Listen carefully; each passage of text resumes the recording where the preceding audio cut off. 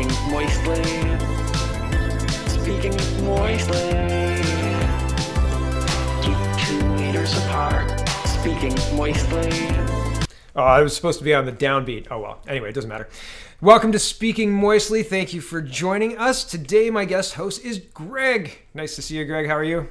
I'm doing fantastic. I still got my COVID haircut, but Nice. We're doing good. Me too. Me too. It's getting longer and better every day. There was a stage at the beginning I thought, oh man, maybe I'll cut it myself. And now I think I'm just going to keep letting it grow. Just let it go. Just let it go wild. Just let it go wild. Let it grow, man. Let it grow. All right, so let's get right into this.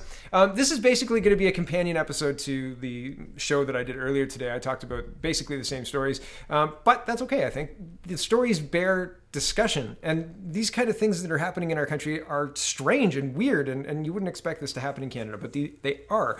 So, a $292 fine for eating a muffin alone in his car in a parking lot, and the officer calls him an a-hole. He said, you're the first a-hole I've had today.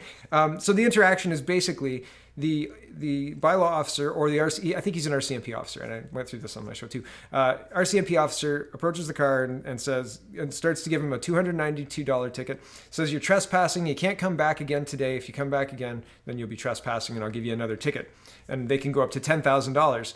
And the guy in the car says, well, how many tickets have you given out today? And he says, you're the first a-hole today. And when I saw that, I was like, we have gone that far. Like, we've gone round the bend. So the other week we were talking, Greg, about how it's insane that people are getting $800 fines for rollerblading in a parking lot. When you go to a restaurant and you buy something, you're patronizing the restaurant. You can sit in the parking lot and eat, especially in a car by yourself. So this is crazy. What do you think?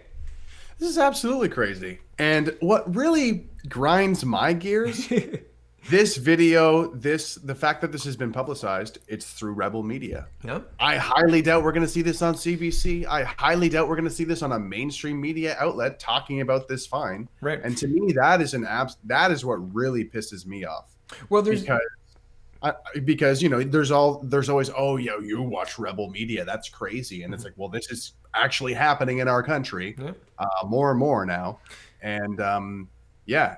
Well, it just seems there's such a big difference now between, like, you know, what happens and what's talked about in the mainstream. There seems to be like this big gap. Yeah, I was just gonna say, like, it seems really interesting because there's two groups of people. One group that doesn't access the internet often, isn't really paying attention to like the daily news grind, the Twitter news grind. You know, like Rebel News is one of the biggest alt medias and alt news choices in Canada that you can make.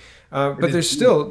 I'm pretty sure it's the biggest. Is it the biggest? Yeah. Okay. So there's in terms of like subscribership. Yeah. They have, like, I think they used to be bigger than CBC. They might be just under now. I don't know. Yeah. And so and they're built on the back of subscribers. But even so, if you take, I think they have more than 1 million subscribers on their CBC on their YouTube channel, and I mean, the population of Canada is, almost 40 million people, 37 million people. So when you consider that, and you consider, how there's the one group of people looking at the mainstream CBC media from, not an old folks home, but, the communal TVs and, whenever you're out, Sure. whatever, versus people who are more plugged in, who are interested in stories that are vastly different than what the mainstream is offering.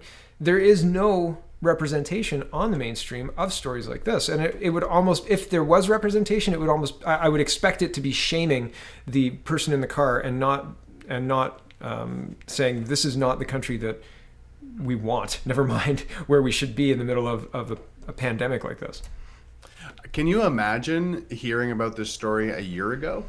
It would sound like, I don't believe you. I don't believe that happened. Right. And what I'm finding so fascinating about this, like this COVID lockdown and everything, is there's like this new normal that's happened so suddenly, so quickly. Like, Wow. Let's face it, the past few months have felt like years. Yeah, it's been a long haul. And what I'm curious about is, how have these new norms been established so quickly? And I would really like to know, this attitude of this cop, where does that come from? What is the pep talk in the morning like at the police station? At the station. Where it's like, hey, have contempt for people who are eating a donut in a Tim Hortons parking lot. By the way, if there's anything like un-Canadian Yeah. Yeah. is finding a Canadian for like enjoying Tim Hortons in the parking lot. In the Give me a parking break. lot. Yeah. And yeah, for sure. Like, make sure you get a dig in there. Call him a name, like don't let it go by without getting a personal dig in. It seems it does seem weird. So I mean, there's a lot of aspects to this story, So I wish that our mainstream would touch these topics because these things are happening, and this isn't the country that I thought it was, and the population is. I mean, this guy's going to fight it in court, he said, and, all sorts of other stuff. Yeah, he said, I'm not going to pay this. And the officer asked him to sign it because you're supposed to sign the ticket to say that you got it. And he's like, I'm not signing that. Yeah. Which I totally agree with. Forget it, man. So I'm glad to see that there are people reporting about this. It is part of the conversation. But when you've got a country that is fundamentally consuming different narratives of and experiences, one spun by the mainstream media with elements of truth, one spun by not secondary, alternate media with elements of truth. And who knows what the absolute truth is, right? Like video recordings help a lot. So in this situation, I think the Rebel News has got it right, but I think it's weird when no one else is going to pick it up. It's another form of censorship. Absolutely. It's frustrating. And I think the biggest outrage of all, a double-double should be, a large double-double should be $2, not $294. Yeah, I like good turnaround. I like it. Well done. Very good. All right, moving on to the next story. Donald Trump sent a letter to Dr. Tedros of the World Health Organization. Dr. Tedros is not a physician. He's a PhD, and he's the leader of the World Health Organization. Trump takes him to task and basically outlines the WHO's failures in containing or doing anything meaningful during the beginning of this outbreak. He calls to task China and says that they knew more in late December, specifically citing December 26th to 30th. And he says Taiwan sent a public letter, and Taiwan sent this out a little while ago, confirming they informed China that they had person-to-person communicate, or what's the word? Transmission of the virus in last year in 2019, and nobody did anything in the West. In fact, the WHO recommended against doing any kind of travel ban. So this letter is Donald Trump putting the WHO on notice that if they don't change and have some meaningful reforms, then Donald Trump is going to make the defunding of the WHO from the United States permanent and remove the states from the organization altogether. And the WHO is a UN organization. So I don't know about the broader context of the UN. I just wanted you to know how the WHO fit into the UN. But having Trump threaten that is, I mean, he's serious, right? He follows through. He does usually what he says he's going to do. I think that this is interesting because I think what's going to happen is we're going to see vilification of Donald Trump for sending this letter. And I think we're going to see our leaders get behind Dr. Tedros and say, we've got to help now. We've got to pick up the pieces. We've got to fund the WHO to, make sure that crazy Donald Trump doesn't get any, whatever. I don't get back at Tedros. I'm not entirely sure how they'll spin it, but I think they'll spin it.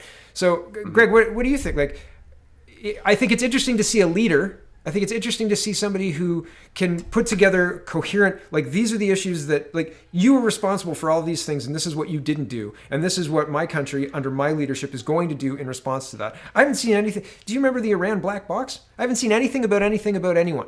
I've seen Elizabeth May talking about dead oil. Out of touch. Yeah. Just unbelievable. So leadership, go ahead. What would you like to say? So, I mean, when it comes to Trump, I always say there's two different situations here. There's the phenomena, the media spin machine phenomena surrounding Trump, and then what Trump actually does. And this media spin machine really does themselves a disservice by always trying to spin what Trump does in a negative light. Because then when he's, just outlining a very valid criticism of the WHO, then they need to continue to make it look like something bad. And I think they've, quite frankly, further discredit themselves as a media spin machine. Because, I mean, if you read the article, it's very coherent, makes a lot of sense, lays out a timeline. It's really hard to disagree with that. So, yeah, I mean, I think he makes all the points there laid out in the letter. And I think that, people talk about division, people talk about the tribalism that happens, and it's don't think Trump is creating that with this letter. I think he's just kind of laying out, hey, this is why I'm not sending you money, bro. Yeah. Yeah. Well, Hey, bro. I think that's what a leader's supposed to do, right? Like when a leader, and Justin Trudeau, I don't have a good example. I don't have a good example of this. Maybe the negotiation, the G7 negotiations in Montreal 2 years ago, before everything really went sideways. But even then, he went behind Trump's back after Trump took off and was kind of being snaky. So I don't really have a good example of leadership for Trump or for Trudeau. But Trump lays it out. So it's disappointing to me again to see when what the press extracts from that is not at all what I extract from that, and what they run with, the stories they do, the stories they push, with regards to Donald Trump or with regards to Justin Trudeau or with regards to the leadership in Canada, it all just seems to take a weird, strange bent where racism is the most important thing. And well, I mean, here's an example. Here's an example that you sent me just before we started the show. Health, not hate, right? Like it's a health issue, not a race issue. Don't turn a blind eye. COVID-19 affects us all. Racism doesn't have to. Health, not hate, right? And I don't want to give these people any kind of like play or anything like that. In fact, I'll get off their tab right now. But they're making this about race when people at the beginning anyway, and now too, it's much more about health. I just want to stay healthy. I want my kids to be healthy. I want everybody to go back to an economy that's healthy and can function. And it just seems weird to take that left turn all the time to race. It's not always about that. Yeah, and I think this COVID-19 like crisis has really rattled kind of the narrative that we were kind of fed in the mainstream a lot. Because beforehand, it was always like everyone gets along and there's nothing to worry about and no one disagrees with one another. That never happens. Everybody just gets along. Mm-hmm. And then with this huge, pandemic that has brought the world to its knees, brought economies to its knees, we don't all get along. Mm-hmm. Not all countries are equal. Yep. There is going to be disagreements. There are different nations, kind of at odds. Yep. And it's going to be messy. And guess what? As a leader, you need to make tough decisions. You need to risk upsetting people. Yep. In fact, you shouldn't even worry about upsetting people because you need to make the right decision. Right. And so I think it's very interesting to kind of see, things are real now. Mm-hmm. Stuff is getting real. Because this pandemic happened and economies are at risk and it's a global crisis. And the fact that there's people trying to make it still seem like everybody's all nice and everybody all gets along and no one should offend one another, it's just ridiculous. Like we're not in kindergarten class. Yep. Yeah. But there's a push to make people think that they're still in high school and need permission to go to the bathroom and all that stuff. It is interesting. It is. It seems like purposeful. It seems like they're meaning to do that. Well, I think it's interesting because you're calling that Trudeau is going to counter signal Trump and say like we're with the WHO and they kind of have already sent a bunch of money to them, right? Yep. To make up for the losses from the states, basically. Yep. But and I think they said 150 million more, like just to rub it in. While we're on the topic, though, I always tell people it's like the story of the boy who cried wolf. Yes. So it's the story of the media that cried Trump bad. See, when you always say Trump bad about everything, then it loses its meaning. All of his behavior loses its meaning in terms of did he do something good? Did he do something bad? It all kind of blends together, and you lose your credibility. But if the people don't ever hear a different narrative, or if the only different narrative they ever hear is from those crazy right-wing sites, right? Those crazy right-wingers like Elon Musk. Yeah, I don't think that's gonna last. I Elon? think that I think this huge kind of narrative of everybody who disagrees with the mainstream authority figure must be crazy. I love the mainstream authority figures, and that's the only ultimate truth that I believe. I think that's going to come crashing down, like slowly but surely. Things are changing already, I think. Yeah, a little. I'm going to reference Elon's tweet here in a minute, but I think that you see the with people who just take their own who insulate themselves with their own news. Oh, I've got you highlighted there instead of me. Sorry, insulate themselves with their own news. They're not gonna. They don't see that different. They don't see them delegitimizing themselves because all they see is that steady drum of that narrative, right? Trump bad, Trump bad, Trump bad, Trump bad, Trudeau good, Trudeau good, Trudeau good, Trudeau. So and then they turn on the TV and they go, yeah, it's still the same. This guy's crazy. He thinks we're in debt and he thinks this and that, and all Trudeau's trying to do is help, right? And they parrot the media, right? And so when you've got you've got that media that's unquestioning, which is again what we were talking about at the beginning. We've got media that's unwilling to touch certain topics. We've got media that's unwilling to look at the overreach on even just like bylaws for COVID-19. You know, like there are certain things that shouldn't be happening. Rollerblade fines and fines for people who patronized a restaurant. We've been told we can do this. So fines for that? And the guy's being called a name by a cop, it seems wild, right? Like, welcome V for Vendetta, right? Black Mirror. Just go to Tim Hortons, man. Get your own episode, right? Like, it's crazy. Like, Elon Musk tweeted, cancel culture. And I thought that was hilarious. So I just wanted to insert that into the show. We're going to move on to Joe Biden. Joe Biden, and he was talking about being like Canada's preference because he would cancel the XL pipeline. And I think this is crazy because the alternative, and I'm just going to show some maps here. Here's the alternative. Irving's got steel too, but Irving Oil has refineries in New Brunswick, and that's over here. See the right, St. Lawrence and all that. And British Columbia is over here. And they want to move the oil from Alberta to British Columbia, put it into a tanker ship, put it all the way through the Panama Canal and all the way around the continent, and then refine it there. And then sell it to you as Canadian oil. Canadian oil, everybody. Wonderful, right? But they don't want to build pipelines. Here's the Keystone pipeline route. And I'll leave it on this, but it's essentially like out of Alberta, across Saskatchewan, and down straight run to the Gulf. Pipelines are safer than rail.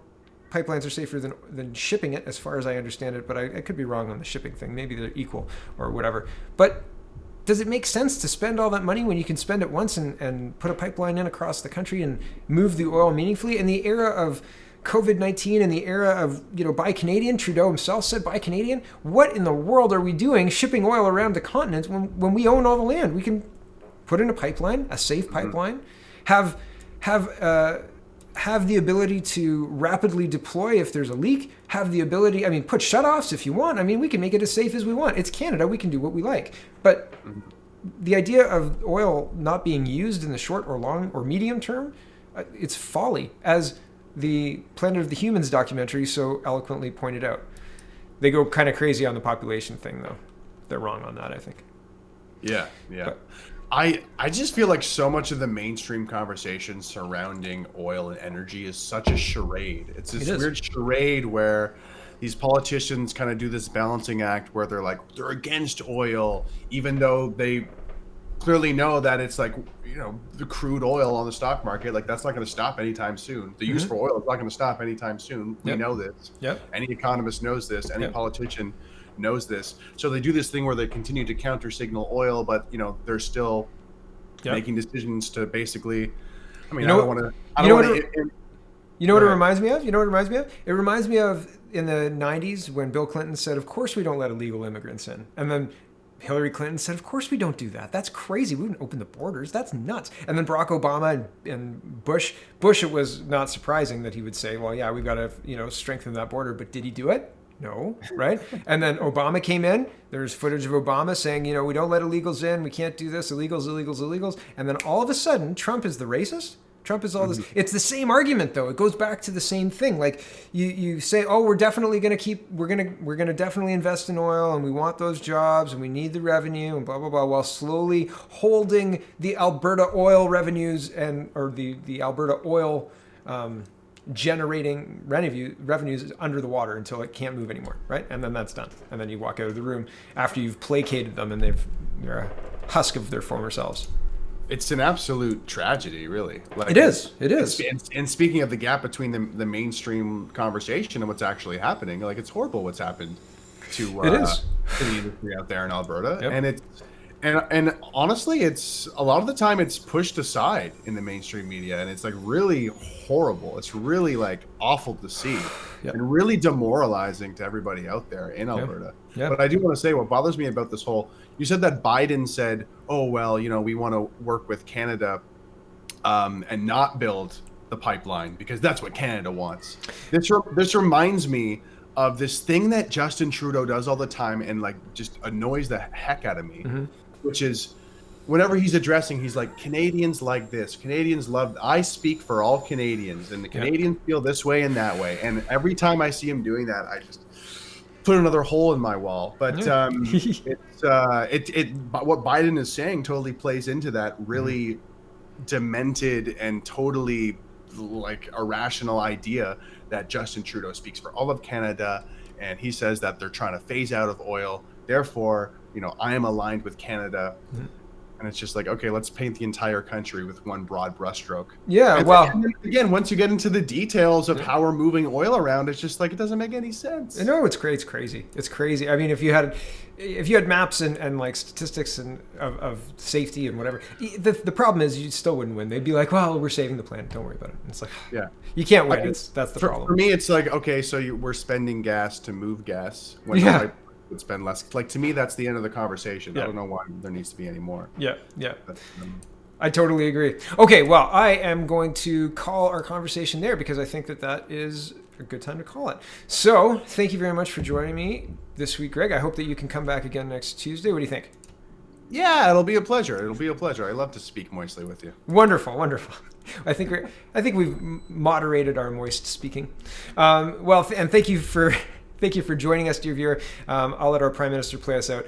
This is a catchy song. I don't care what anybody says. It's catchy. I dislike Justin Trudeau, but it's a catchy song. Thanks for watching. Check us out next Tuesday, and I'll be back on Thursday with Frank. Check out speakingmoistly.co. Check out canadapoly.com. Check out canadareport.co. And Greg?